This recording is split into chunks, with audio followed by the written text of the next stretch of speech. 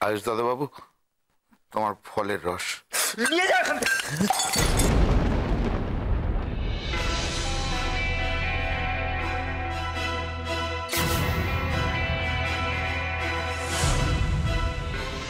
যা এখান থেকে, একদম বিরক্ত করো না, যাও এখান থেকে বলছি। টোটো, কি হচ্ছে? কি হয়েছে বলতে পারছো না?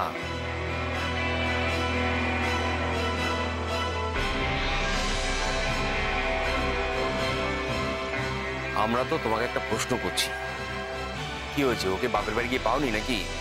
অন্য কোথাও গিয়েছে কি? অন্য কোথাও যাবে? কোথায় যাবে তুতু? না না, কোথাও যায়নি। ও বাপের বাড়ি থেকে তো আসতে চায়নি। আয়ুষ, তুমি খুলে বলো তো কি হয়েছে ব্যাপারটা, খুলে বলো। তাহলে যে যার মতো করে কল্পনা করে নিচ্ছে, এইটা বন্ধ হওয়া দরকার। তুমি খুলে বলো তো। শুনবেন? শুনবেন কি হয়েছে? আপনার মেয়ে তুতুল ও বাড়িতে যায়নি।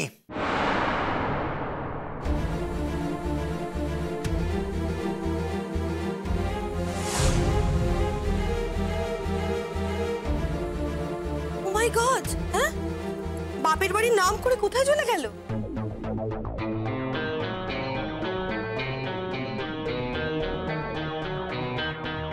না, ও ঋষির সঙ্গে দেখা করতে চায়নি তো? কি কাণ্ড বলো তো, হ্যাঁ? ছেলেটার এরকম শরীর খারাপ জেনেও।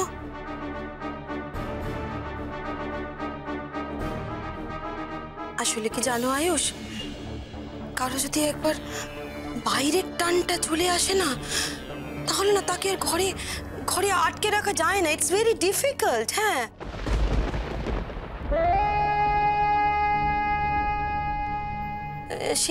সে কখনো আর ঘরে পাকাপাকি ভাবে, মানে একরকম ভাবে থাকতে চায় না থাকতে। সে ঘুরে ফিরে সে বাইরে যাবেই যাবে। তোমাকে এখানে কেউ এক্সপার্ট ওপিনিয়ন দিতে ডাকেনি কোহেলি। তুমি যেখানেই থাকো, এসব সময় ঠিক চলে আসো। তুমি কি গন্ধ পাও? তাই গন্ধ শুকে শুকে চলে আসো। অদ্ভুত মানুষ তো তুমি। দাদা, আচ্ছা, যদি একই বাড়িতে এত নাটক হয়, তাহলে আমি না শুনে থাকি কি করে?